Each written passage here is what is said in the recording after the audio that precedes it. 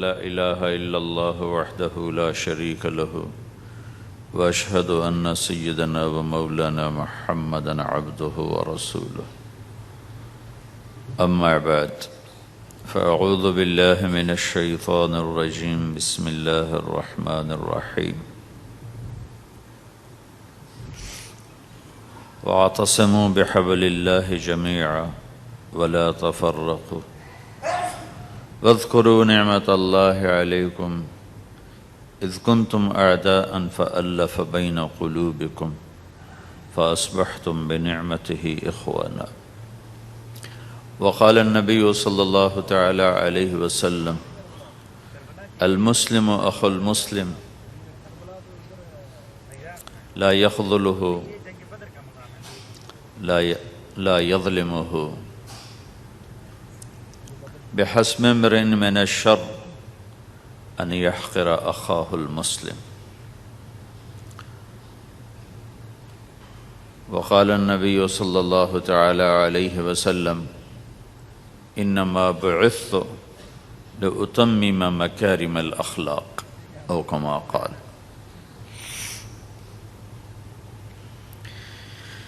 اللہ اکبر.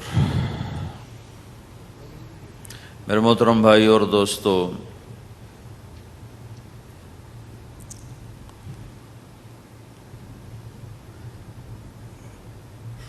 اسلام ایک زندگی گزارنے کا طریقہ ہے.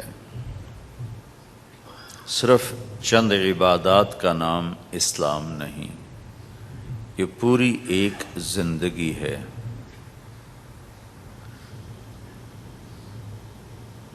اور اس زندگی کو سکھانے کے لیے، چونکہ انسان پیدائشی طور پہ جاہل پیدا ہوتا ہے، اسے کچھ نہیں آتا، اسے سیکھنا پڑتا،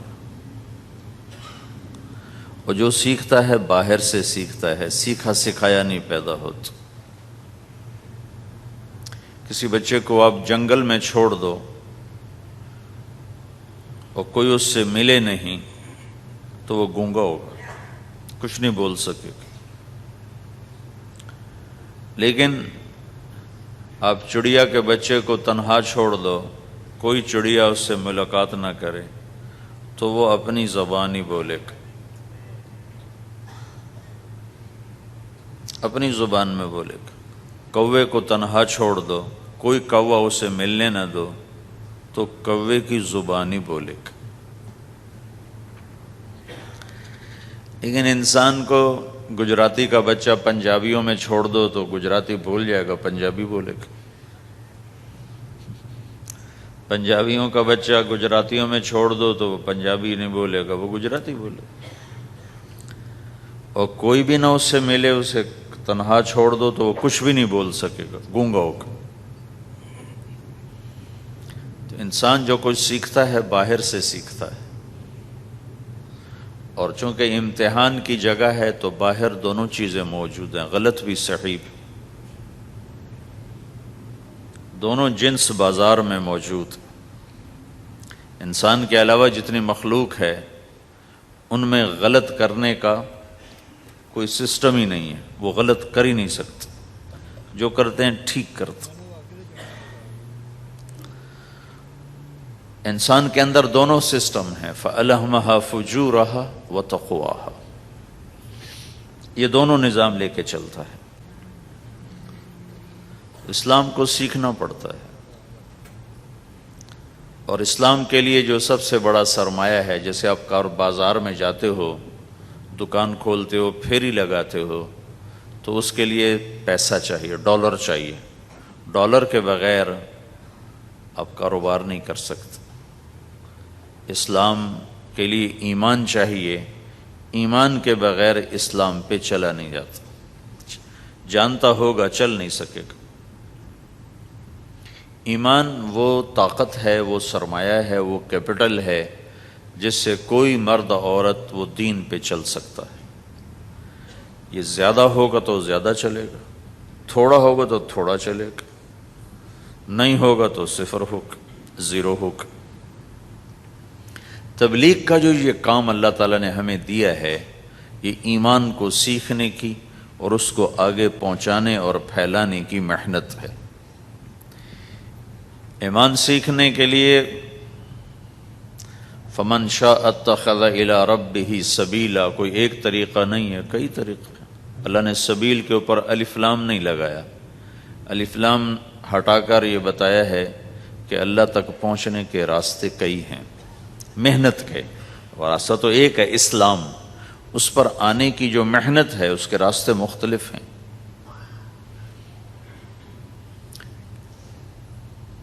ہاں، آگے پہنچانے کے لیے تبلیغ کے سوا اور کوئی راستہ کوئی نہیں۔ یہاں آ کر تبلیغ منفرد کا کام منفرد ہو جاتا ہے کہ کسی محنت میں گشت کوئی نہیں سوائے تبلیغ، صرف تبلیغ ہے جس میں گشت ہے کہ خود چل کے جاؤ۔ اگر میرے پاس وہ میرے کالج کا لڑکا نہ آتا تو مجھے تو نہیں پتا تھا تبلیغ کیا چیز، نہ دین کا پتہ تھا نہ دنیا کا پتہ تھا۔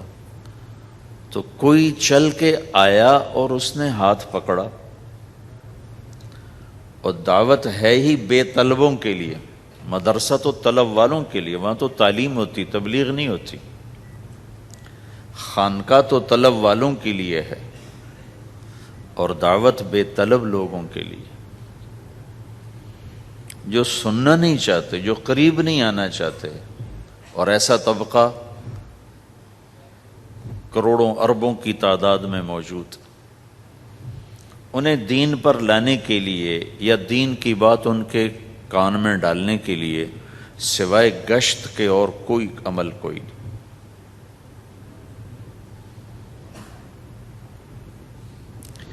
میں پشاور گیا تو جماعت میں انہوں نے کہا جی یہاں ایک وکیل صاحب ہیں، تبلیغ والوں کو بہت گالیاں دیتے ہیں، شکل دیکھتے ہی گالیاں دینا شروع کرتے ہیں۔ آپ کے علاقے کے؟ آپ کے علاقے کے؟ میں نے کہا اچھا ملاؤ۔ پشاور میں رہتا تھا، وکالت کرتا تھا، میرے علاقے کا میاں چنو ایک چھوٹا سا ٹاؤن ہے وہاں کا تھا، میں اس کے قریب تلمبا ایک چھوٹا سا ٹاؤن ہے، میں وہاں۔ تو جب ہم ان کے دروازے پر گئے اور نوک کیا تو دروازہ کھلتے ہی انہوں نے وہی کام شروع کر دیا، دیکھتے ہی۔ اور کہا میں نے تمہیں کتنی دفعہ کہا ہے، وہ جو مقامی، کہ تبلیغ والوں کو میرے دروازے پر مت لایا کرو۔ تو اب بتاؤ، میں اگر یہ تبلیغ کے رگڑے نہ لگے ہوتے تو میں تو 2 تھپڑ اس کے منہ پہ مارتا، یا مفتی صاحب کی طرف فتویٰ سناتا، تو اسلام سے خارج ہو گیا ہے، توبہ کر۔ میں نے اس سے کہا بھائی میں تو تبلیغی بن کے آپ کے پاس نہیں آیا، میں تو اس لیے آیا ہوں کہ مجھے پتہ چلا کہ آپ میاں چنو کے ہیں اور میں تو لمبے کا ہوں، تو میں تو اس لیے آپ کو ملنے آیا ہوں۔ تو ایسے ہوا، اچھا آپ تو لمبے کے ہو؟ میں نے کہا تو لمبے کا ہوں۔ کہو اچھا اچھا اچھا، بڑی مہربانی، فرمائیے۔ میں نے کہا فرمائیے ایسے تو نہیں ہوگا، گھر بٹھاؤ پھر فرمائیے ہوگا۔ تو اس نے دروازہ کھولا، ہمیں بٹھایا، میں نے کوئی تبلیغ کی بات نہیں کی، چائے وائے پلائی۔ تو میرے والد صاحب اپنے علاقے کے مشہور آدمی تھے، تو جب میں نے اپنا تعارف کرایا تو وہ اور خوش ہو گیا، کہا تو آپ کے باپ کا الیکشن تو میں نے لڑا ہے، ان کے لیے ووٹ مانگنا۔ تو ایسا خوش ہو گیا اور کھل گیا، اور چائے پلائی، بات چیت ہوتی رہی۔ تو اٹھتے ہوئے میں نے کہا فلاں مسجد میں ہماری جماعت آئی ہوئی، میں نے کہا چلو آپ کو بتا دوں۔ مغرب کے بیان میں وہ آیا ہوا تھا۔ پھر جتنے دن میں وہاں رہا وہ آتا رہا، میں واپس چلا گیا۔ بیچ میں کئی سال گزر گئے۔ لاہور کیولری گراؤنڈ ایک مشہور جگہ، وہاں میرا بیان تھا۔ جو کرکٹر آئے ہوئے تھے، ان کو ہم نئے سعید انور، انضمام، مشتاق، ان کو ہم قریب کر رہے تھے، اس وقت نئے ان کو قریب کر رہے تھے۔ تو یہ لوگ آئے ہوئے تھے۔ تو بیان کے بعد ان کو لے کر ہم ایک کمرے میں بیٹھے، اس کمرے کی دیوار شیشے کی تھی، تو لوگ اندر آنے کی کوشش کر رہے تھے، تو ان پہرے والے ان کو روک رہے تھے۔ تو اس میں سے ایک آدمی منہ اوپر کر کے میری طرف سے اشارہ کرے، تو میں نے دیکھا تو ایک آدمی کی بڑی داڑھی، اور وہ مجھے ایسے ایسے اشارہ کر رہا ہے، میں نے نہیں پہچانا۔ تھوڑی دیر کے بعد میں نے غور سے دیکھا تو وہ وہی وکیل صاحب پشاور والے۔ تو میں نے کہا وہ ان کو اندر بلاؤ، اندر بلاؤ۔ وہ اندر آئے تو میں اٹھ کے ملا، کہنے لگے یہ دیکھو یہ تمہارا ایک گشت، میرا وقت بھی لگ چکا ہے، بدنوں کا چلہ لگا ہے یا 3 چلے لگے ہیں۔ تو جو دیکھو نا، آپ میں سے کئی لوگ پھیری لگاتے ہیں، جس کو گجرا پھیری لگاتا ہوں، پھیری۔ میں پہلے سمجھا ہی نہیں، پھیری تو کہتے ہیں چھوٹے جہاز کو جو سمندر میں چلتا ہے، میں سمجھا یہ پھیری لگاتے ہیں، پھیری، اور وہ تو گجراتی میں پھیری کہتے ہیں پھیری کو۔ تو پہلے تو میں چکر کھاتا رہا کہ یہ کیا ہے پھیری، پھیری تو چھوٹے جہاز کو کہتے ہیں، چھوٹا بحری جہاز۔ تو پھر بعد میں کسی نے کہا کہ یہ چل پھر کے سودا بھیجا، اچھا پھیری کو پھیری کہہ رہے ہیں، تم خدا کو خدا کر دیتے ہو، خدا کا شکر ہے۔ ایک تو خدا لفظ ہی میں نے پہلے کہا تھا بولنے کا نہیں ہے، ایک اس کو خدا کو خدا کر دیتے ہو، خدا کی قسم۔ تو تم پھیری لگاتے لگاتے گاہک بنا لیتے ہو، نہیں بناتے ہو؟ پھیری لگاتے لگاتے تم اپنے گاہک بنا لیتے ہو۔ یہی تبلیغ کا کام کہ پھیری لگاؤ، لوگوں کے در کھٹکھٹاؤ، کوئی لے گا کوئی نہیں لے گا۔ جو آپ لوگ پھیری لگاتے ہو تو سارے آپ سے سودا لیتے ہیں؟ نہیں لیتے، کوئی لیتا ہے کوئی نہیں لیتا، لیکن آپ جاتے رہتے ہو، جاتے رہتے ہو، جاتے رہتے ہو، جاتے رہتے ہو، آہستہ آہستہ آپ اپنا اتنا کام کر لیتے ہو کہ آپ کی روٹی چل جاتی۔ تو سارے نبیوں نے پھیرا لگایا، کوئی نبی گھر نہیں بیٹھا کہ میرے پاس کوئی آئے گا تو اسے سکھاؤں گا، ہر نبی نے پھیرا لگایا۔ اور داؤد علیہ السلام نے ایک دفعہ یہ کیا، ایک بڑا عبادت خانہ بنایا اور اس کی دیواریں اونچی کر دی، اتنی اونچی کہ اندر کوئی جا نہ سکے، اور یہ طے کیا کہ ہفتے میں ایک دن میں کسی سے نہیں ملوں گا، صرف اللہ اللہ کروں گا، ہفتے میں ایک دن۔ تو وہ پہلا دن تھا، اندر سے تالا لگا دیا اور خود اندر بیٹھ گئے، اور پہلا دن ہے کہ میں آج کسی سے نہیں ملوں گا۔ تو میرے رب کو یہ بات پسند نہیں آئی کہ نبی کا کام کٹ کے بیٹھنا نہیں ہے، لوگوں میں جانا ہے۔ تو اللہ تعالیٰ نے انسانی شکل میں 2 فرشتے اندر اتار دیے۔ اذ تصوروا المحراب ففزع منهم قال لا تخف خصمان بغى بعضنا على بعض فاحكم بيننا۔ کہا جی حضرت ہمارا جھگڑا ہو گیا ہے، ہم آپ سے فیصلہ کروانے آئے۔ تو داؤد علیہ السلام ڈر گئے کہ دروازہ بند ہے، یہ آئے کہاں سے؟ دیوار اتنی اونچی ہے کہ اس کے اوپر سے چھلانگ لگا کے بھی اندر نہیں آ سکتے، تو یہ کون ہیں، آئے کہاں سے؟ دروازے کو دیکھیں تالا لگا ہوا ہے، دیوار کو دیکھیں اتنی اونچی ہے، تو کون چھلانگ لگا کے اندر آئے گا؟ تو ڈر گئے۔ تو کہنے لگے جی آپ ڈریں نہیں، ہمارا جھگڑا ہو گیا۔ کہ کیا جھگڑا ہے؟ کیا جھگڑا ہے؟ کہ هذا اخی له 99 نعجہ ولی نعجۃ واحدہ فقال اکفلنیها وعزنی فی الخطاب۔ یہ میرا بھائی ہے، اس کے پاس 99 بکریاں ہیں، بھیڑیں، 99 بھیڑ ہے، اور میرے پاس ایک ہے۔ یہ مجھے کہتا ہے ایک بھی مجھے دے دے، میری 100 پوری ہو جائے۔ تو آپ بتاؤ یہ غلط کر رہا ہے کہ ٹھیک کر رہا ہے؟ اب یہ فیصلہ تو آپ چھوٹے سے بچے سے بھی کروا سکتے ہو، نہیں؟ یہ تو لطیفہ سا بن گیا، داؤد علیہ السلام کے لیے لطیفہ بن گیا کہ ایک آدمی کہتا ہے جی میرے پاس 99 ہے، تیرے پاس ایک ہے، تو ایک مجھے دے دے، میری 100 ہو جائیں۔ تو داؤد علیہ السلام سوچ میں پڑ گئے یہ چکر کیا ہے۔ تو ایک دم ان کو خیال آیا کہ اوہو، یہ تو میرے رب نے مجھے پیغام بھیجا ہے کہ داؤد تجھے بندوں کو دعوت دینے کے لیے بھیجا ہے، مصلی پر بیٹھنے کے لیے نہیں بھیجا۔ ہاں مصلی پر بیٹھنا ہے، اس کے لیے رات ہے۔ قم اللیل الا قلیلا نصفہ او انقص منہ قلیلا او زد علیہ ورتل القرآن ترتیلا۔ چل ومن اللیل فتہجد بہ نافلۃ لک عسی ان یبعثک ربک مقاما محمودا، رات ہے آ جاؤ، ان ناشئۃ اللیل ہی اشد وطئا واقوم قیلا، آجا آجا، رات بڑی مزے کی چیز ہے، تو اور میں تنہا، فاذا فرغت فانصب وإلی ربک فارغب، آ جاؤ۔ تتجافى جنوبهم عن المضاجع يدعون ربهم خوفا وطمعا ومما رزقناهم ينفقون، رات تیری میری، دن میرے بندوں کے لیے۔ نہیں بیٹھ سکتا، تسبیح پکڑ کے نہیں بیٹھ سکتے ہو۔ تو اس پر داؤد علیہ السلام سجدے میں گرے، آیت سجدہ ہے اس لیے میں نہیں پڑھتا ہوں، سجدے میں گرے اور کہا یا اللہ معافی کر، یا اللہ معاف کر دے، یا اللہ معاف کر دے، میں نے دروازے بند کر لیے، حالانکہ یہ میرے منصب کے خلاف تھا، اس پر اللہ سے معافی مانگی۔ تو چل کے جانا نبیوں کی صفت ہے، یہی ہماری صفت۔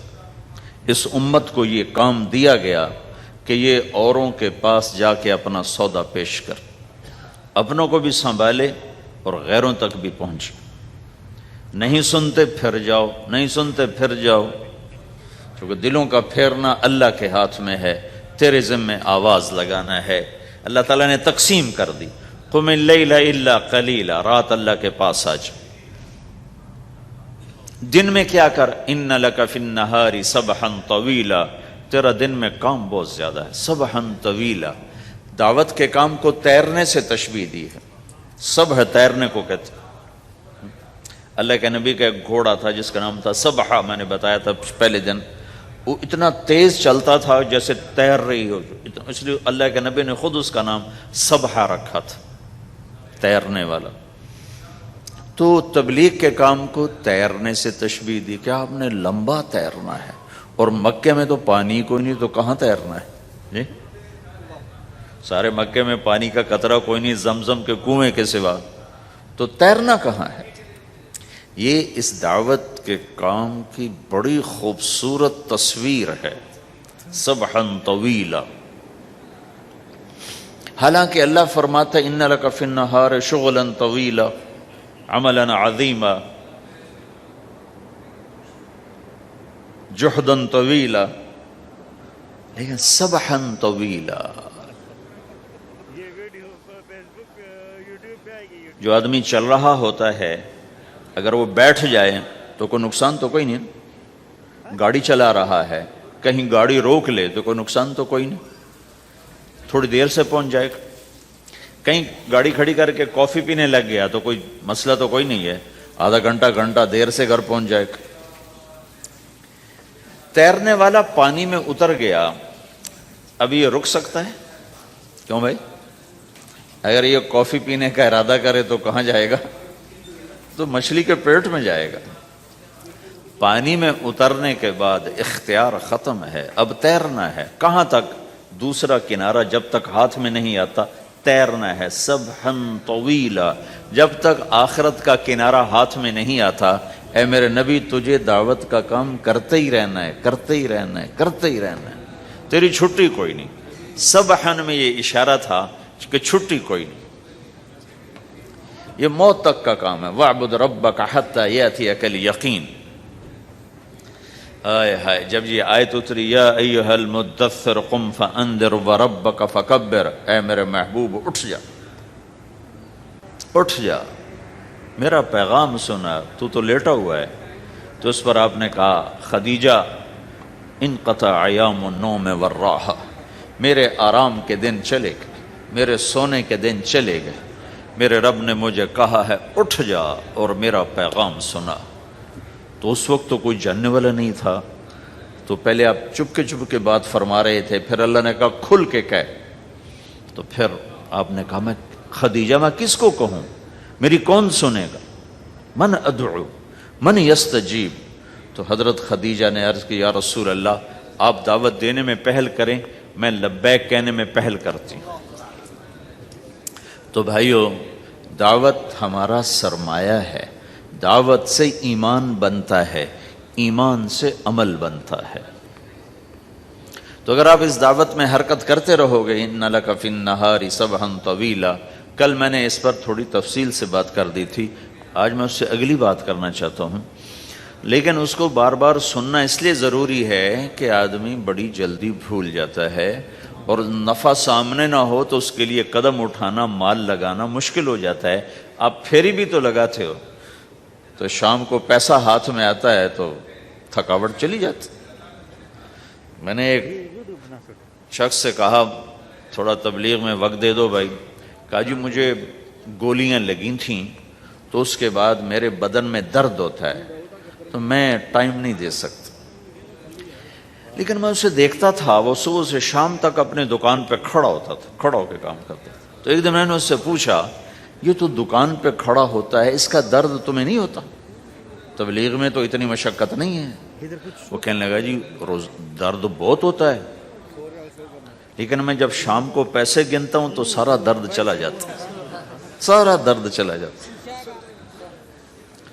تو اب آپ تبلیغ میں 3 دن کے لیے گئے تو کچھ لگا کے آتے ہو، ہاتھ میں تو کچھ بھی نہیں ہوتا، اور چلے کے لیے جاؤ تو کچھ لگتا ہے، ہاتھ میں تو کچھ بھی نہیں آتا۔ 4 مہینے کے لیے جاؤ تو کچھ لگتا ہے، ہاتھ میں تو کچھ بھی نہیں آتا۔ تو وہ جذبہ پیدا نہیں ہوتا لگانے کا، تھکنے کا، تھکانے کا، جیسے دنیا میں پیدا ہوتا ہے کہ اس کی واپسی نظر آ رہی ہوتی۔ تو اس لیے بار بار ضرورت ہے اس کو سننے اور سنانے کی کہ اللہ نے اس امت کو یہ منصب دیا ہے، کنتم خیر امت اخرجت للناس، تم سب سے بہترین امت ہو، تمہیں نکالا گیا ہے۔ کیا کرتے ہو؟ تأمرون بالمعروف وتنہون عن المنکر وتؤمنون باللہ، بھلائی کی بات کرتے ہو، برائی سے روکتے ہو، صلہ مجھ سے لیتے ہو۔ تؤمنون باللہ، صلہ مجھ سے لیتے ہو، اللہ پہ ایمان لاتے ہو۔ کل بھی میں نے کہا تھا کہ ہر مسلمان کے ذمہ دعوت ہے، عمل کرے یا نہ کرے۔ آج پھر اس کو دوہرا رہا ہوں کہ عمل کرے یا نہ کرے، اوروں کو دعوت دینا ہر مسلمان کے ذمہ ہے۔ اللہ تعالیٰ نے بنو اسرائیل کے بارے میں کہا میری تم پہ لعنت ہے، لعن الذین کفروا من بنی اسرائیل علی لسان داود و عیسیٰ ابن مریم، اے داود، اے عیسیٰ، ان پر لعنت بھیجو۔ کتنا سخت اللہ کا فرمان ہے۔ اچھا کیوں؟ کس لیے؟ اللہ نے دو جرم بتائے، ذَلِكَ بِمَا عَصَوْا وَكَانُوا يَعْتَدُونَ، یہ بہت نافرمان ہو چکے ہیں، بہت نافرمان ہو چکے ہیں۔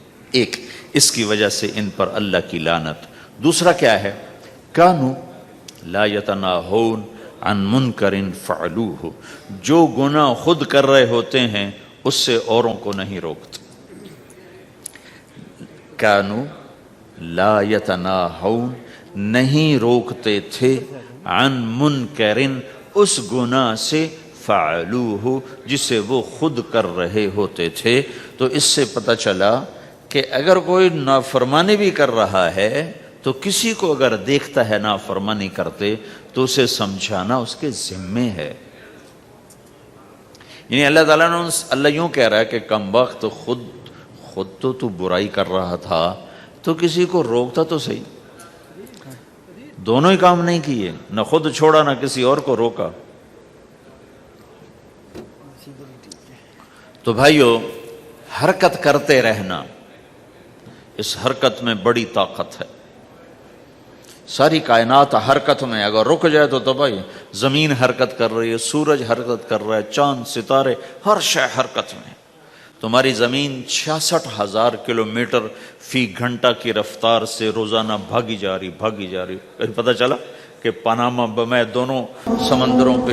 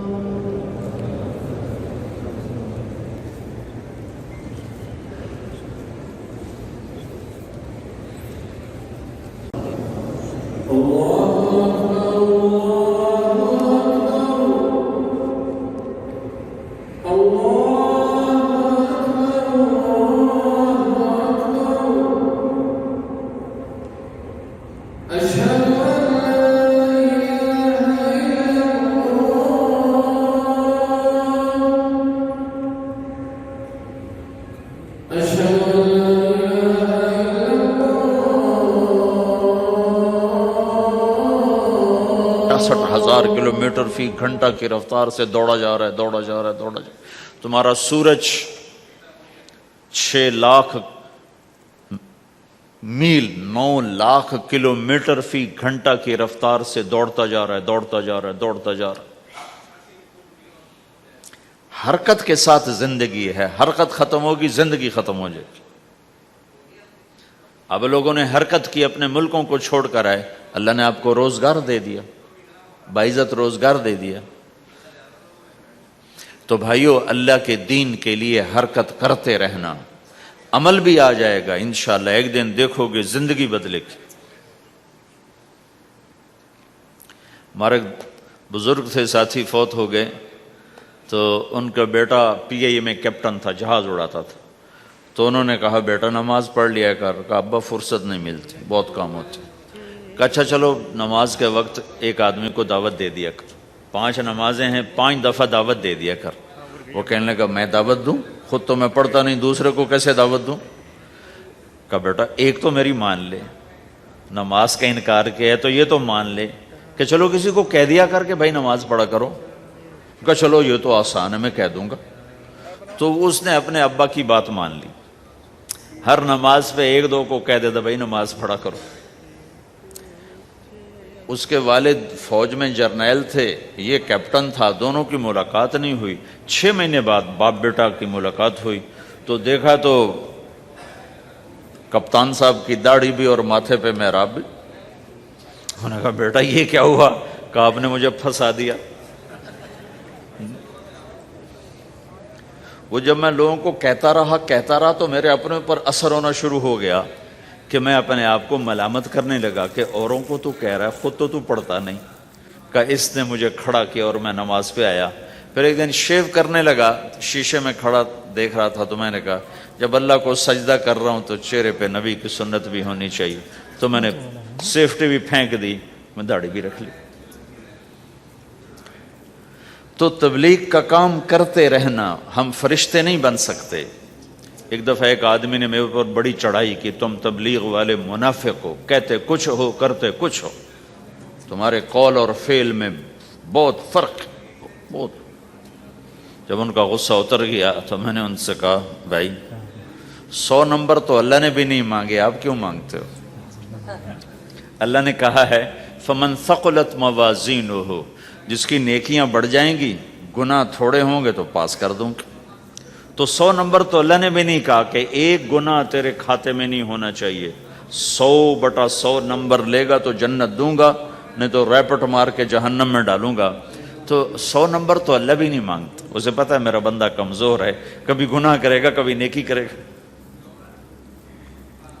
تو وہ کہتا ہے جس کے پاس 51 نیکیاں ہوئیں اور 50 گناہ ہوئے تولوں گا تو 51 جھک جائیں گے نا، 50 معاف۔ مثال دے رہا ہوں میں، ہمارے علاقے میں ایک زمیندار تھے، وہ ذکر بھی بہت کرتے تھے، گالیاں بھی بہت دیتے، ادھر سبحان اللہ تیرے فلانے، الحمدللہ کے ساتھ ایک پھکڑ تولتے تھے، ساری زندگی وہ ایسا ہی کرتے رہے۔ جب وہ فوت ہو گئے تو کسی نے ان کو دیکھا تو انہوں نے پوچھا کہ میاں صاحب آپ کے ساتھ کیا ہوا؟ آپ تو گالیاں بہت دیتے تھے۔ خود ہی انہیں یہ پوچھ رہا ہے آپ تو گالیاں بہت دیتے تھے، تو آپ کے ساتھ کیا ہوا؟ کہ اللہ تعالیٰ نے میرے ذکر اور میری گالیوں کو تولا تو میرا ذکر بڑھ گیا تو میری بخشش ہو گئی۔ اللہ نے بھی کاؤنٹنگ رکھی ہے، پرفیکشن مانگی ہی نہیں۔ اگر اللہ پرفیکشن مانگتا تو پھر آپ کہتے تم کرتے کچھ ہو کہتے کچھ ہو۔ اگر میں کہتا صحیح ہوں تو ایک نیکی تو کر رہا ہوں، اور کرتا نہیں ہوں تو ایک گناہ کر رہا ہوں۔ کیا پتا میرا رب میرے کہنے کے تو فعل میرے نہ کرنے کو معاف کر دے۔ بس ایک صورت میں ہے کام خطرناک کہ اگر میں اس کہنے سننے کو اپنی دنیا بنانے کا ذریعہ بنا لوں پھر خطرناک ہے۔ أَتَأْمُرُونَ النَّاسَ بِالْبِرِّ وَتَنْسَوْنَ أَنفُسَكُمْ وَأَنْتُمْ تُتْلُونَ الْكِتَابَ، وہ یہ آیت ہے۔ لیکن اگر میرے اندر اخلاص ہے تو پھر میں انسان ہوں، کبھی اچھا کروں گا کبھی برا کروں گا، لیکن میرے ذمہ صدا لگانا ہے۔ تو بھائیو اس تبلیغ کے کام کو کرتے رہنا، اس سے ایمان بنتا ہے، ایمان سے دین وجود میں آتا ہے۔ دین کے 2 حصے ہیں، ایک عبادات ہے جس میں نماز سب سے اہم ہے، پھیری پہ ہو گھر پہ ہو نماز نہ چھوڑو۔ رمضان کے روزے ہیں، اللہ پھر رزق زیادہ دے دے، حج کرو، زکوٰۃ دو، لیکن عبادات بڑی محدود ہیں اور اس میں کثرت اللہ نے مطالبہ بھی نہیں کیا، بلکہ اللہ تعالیٰ نے اس میں اعتدال ہی کو پسند فرمایا ہے۔ اللہ تعالیٰ نے ہمارے نبی لمبی لمبی نمازیں پڑھتے تھے تو اللہ تعالیٰ نے روک دیا کہ ما انزلنا علیک القرآن لتشقی، میرے نبی میں نے تمہیں قرآن اس لیے نہیں دیا کہ تو لمبی لمبی نمازیں پڑھ کے تھکتا رہے، درمیان نہ چل۔ اللہ کے نبی نے تبلیغ میں زیادہ زور دکھایا تو اللہ نے اس پر بھی کہا فلا تذهب نفسك علیہم حسرات، اتنا غم نہ کیا کر کے تو خود ہی ہلاک ہو جائے، نہیں ایسا نہ کر۔ تو عبادات محدود ہیں اور اس میں اعتدال مطلوب ہے۔ سارا دن مصلی پہ بیٹھنا یہ اللہ نہیں دیکھنا چاہتا. اللہ یہ دیکھنا چاہتا ہے کہ تو باہر جا تاکہ میں دیکھوں کہ اب تو کیا کرتا ہے.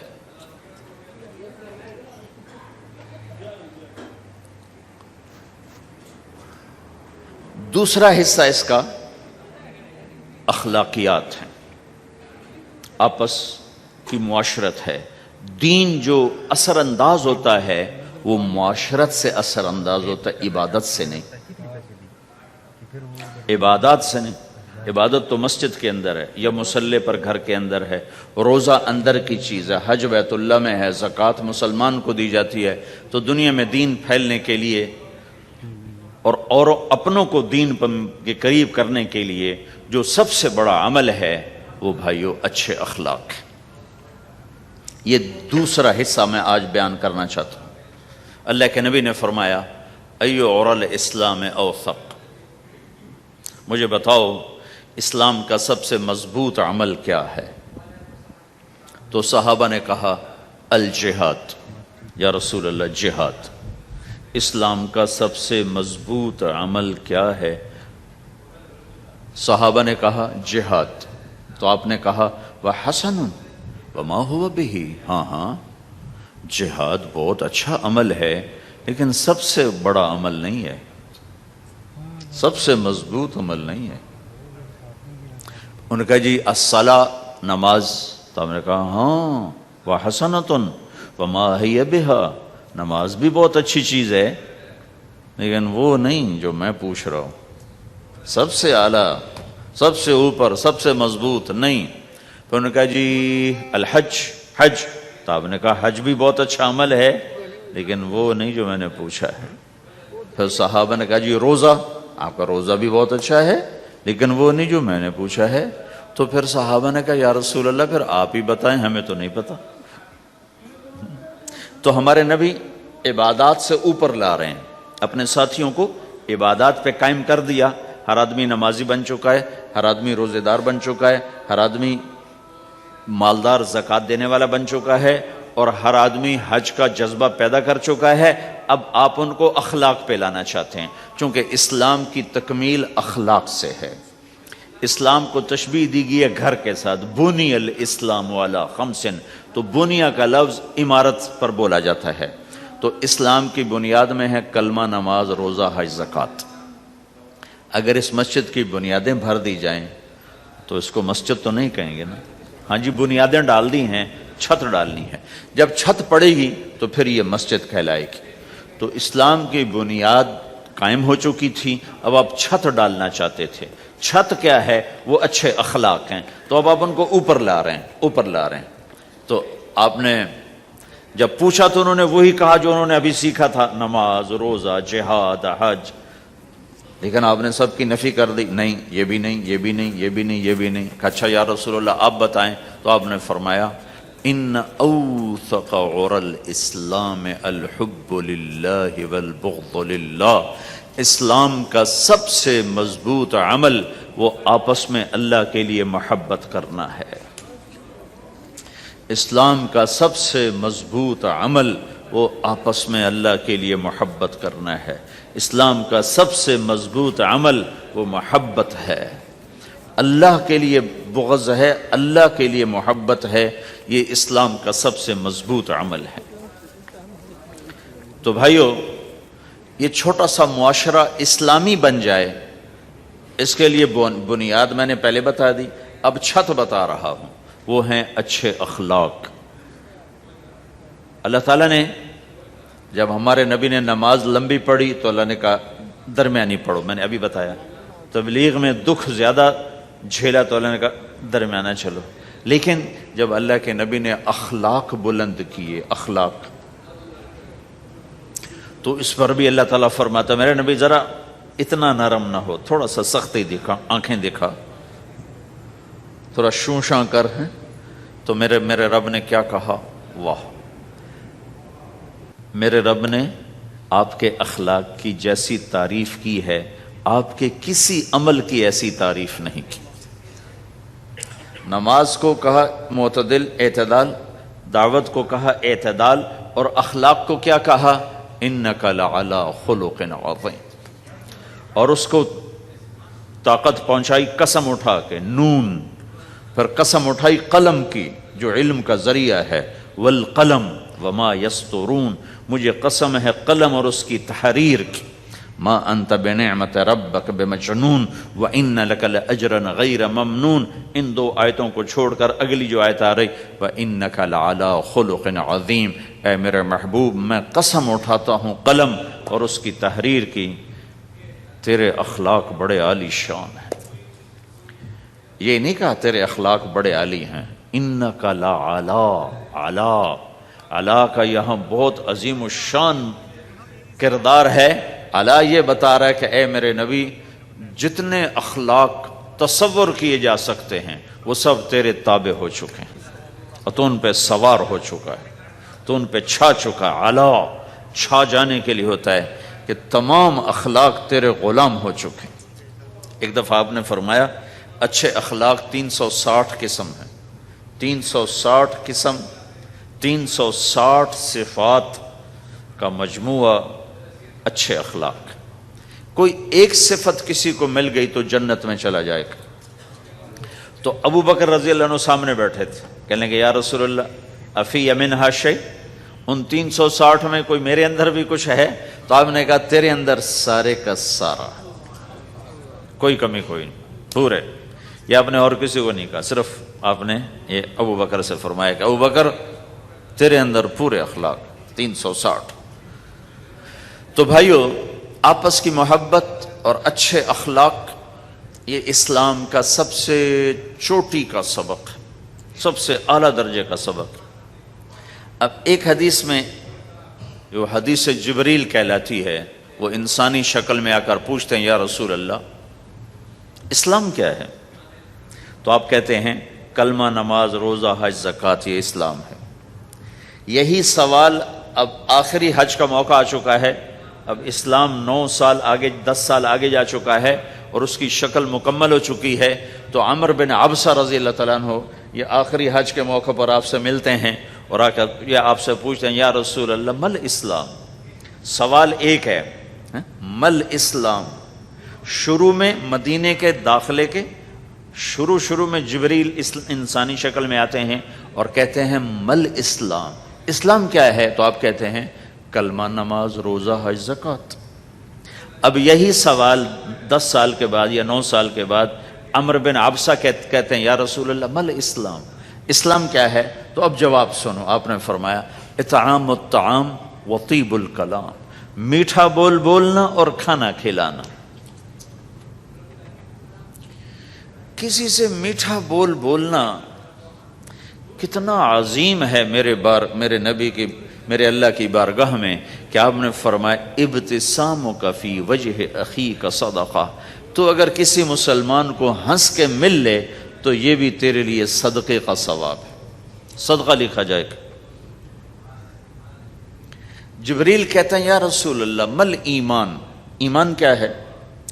تو آپ فرماتے ہیں اللہ کو ماننا، فرشتوں کو ماننا، نبیوں کو ماننا، کتابوں کو ماننا، تقدیر کو ماننا، موت کے بعد کی زندگی کا اقرار کرنا، ان تؤمن باللہ وملائکتہ وکتبہ ورسلہ وبالبعث بعد الموت، یہ ہے ابتدائی جواب۔ اب یہی سوال عمر بن عبسہ کرتے ہیں 9 سال کے بعد یا رسول اللہ مل ایمان، ایمان کیا ہے؟ تو آپ نے فرمایا الصبر والسماحہ، صبر کرنا، معاف کرنا۔ سوال ایک ہے، جواب 2 ہیں، کیوں کہ جگہ اور نوعیت بدل چکی ہے۔ ابتدائے اسلام ہے تو عبادات بتائی جا رہی ہیں، انتہائی اسلام ہے تو اخلاق بتائے جا رہے ہیں کہ اے عمر، ایمان کیا ہے؟ صبر کرنا، معاف کرنا، صبر کرنا، معاف کرنا۔ تو بھائیو، جو ہمارا معاشرہ بنے گا اسلامی، گھر میں باہر، وہ بنے گا اچھے اخلاق سے، عبادت سے نہیں، علم سے نہیں، تبلیغ سے نہیں، وہ بنے گا اچھے اخلاق سے، میٹھے بول بولنے سے، درگزر کرنے سے، معاف کرنے سے، سہ جانے سے، اور بازار میں سچائی، بازار میں میٹھا بول نہیں، وہ تو ہر تاجر مسکرا کے ملتا ہے، ہاں وہ تو کاروبار ہے مسکرانا۔ سچا بول، الصدق ینجی والکذب یہلک، میرے نبی نے فرمایا سچ نجات دیتا ہے اور جھوٹ ہلاک کر دیتا ہے۔ تو بازار کے اخلاق ہیں صحیح بولنا، صحیح تولنا، دھوکہ نہ دینا۔ میرے نبی سے پوچھا گیا یا رسول اللہ مسلمان بزدل ہو سکتا ہے، ڈرپوک؟ آپ نے کہا ہو سکتا ہے۔ کہ یا رسول اللہ مسلمان بخیل ہو سکتا ہے، بخیل کنجوس؟ آپ نے کہا ہو سکتا ہے۔ کہ یا رسول اللہ مسلمان جھوٹ بول سکتا ہے؟ آپ نے کہا جھوٹ نہیں بول سکتا۔ آپ نے فرمایا میں اپنے امت میں ہر عیب کی توقع رکھتا ہوں کہ میرا امتی ہر گناہ کر سکتا ہے لیکن دو کام نہیں کر سکے گا اگر وہ میرا امتی ہے، ایک جھوٹ کبھی نہیں بولے گا، ایک دھوکہ کبھی نہیں دے گا۔ اور یہ دونوں کام ہمارے پورے عروج پر ہیں۔ تو مسلمان دھوکہ نہیں دیتا کسی کو، مسلمان جھوٹ نہیں بولتا۔ تو اللہ کے نبی نے یہ نہیں فرمایا جو نماز نہیں پڑھتا وہ میرے سے، وہ مجھ سے نہیں ہے، میری امت میں سے نہیں، جو روزہ نہیں رکھتا میری امت میں سے نہیں ہے، زکوٰۃ نہیں دیتا میری امت میں سے، یہ نہیں کہا۔ آپ نے کہا من غش فلیس منا، جس نے کسی کو دھوکہ دیا وہ میری امت میں سے نہیں، میری امت سے خارج۔ تو آپ کی تجارت پاناما میں ایسی تجارت ہو کہ وہ اسلام کا بولتا ثبوت بن جائے۔ آپ کی جاب ہے تو ایسی ہو کہ اسلام کی پورا انڈونیشیا جو مسلمان ہوا ہے، مسلمان تاجروں کی تجارت سے مسلمان ہو۔ ملائیشیا، انڈونیشیا، فلپائن، ان علاقوں میں جتنا اسلام پھیلا ہے یہ تاجروں کی محنت سے پھیلا ہے۔ کہاں کے تاجر؟ یمن کے عرب تاجر، ان کے عالی اخلاق، ان کا سچا بول، ان کا صحیح ترازو، اس نے لوگوں کے قلوب کو پھیر دیا کہ یہ پیسے کے غلام نہیں ہیں۔ تو ہماری تجارت اس لیے نہیں کہ ہم پیسہ بنائیں، ہماری تجارت اس لیے کہ ہم تجارت میں اللہ کے احکام زندہ کریں، جس میں سب سے بڑا حکم سچ بولنا ہے اور دھوکے سے بچنا ہے، اور غلط کاروبار سے، غلط کام سے بچنا ہے۔ صرف ہم پیسہ نہیں کماتے، ہم اللہ کا امر دیکھتے ہیں کہ اگر میرے اللہ کے حکم کے مطابق ہے تو ٹھیک، اگر اس کے مطابق ہم چھوڑ دیں تو بھائیو اپنی پہچان کرواؤ سچائی کے ساتھ، دیانت کے ساتھ، دھوکے سے بچتے ہوئے۔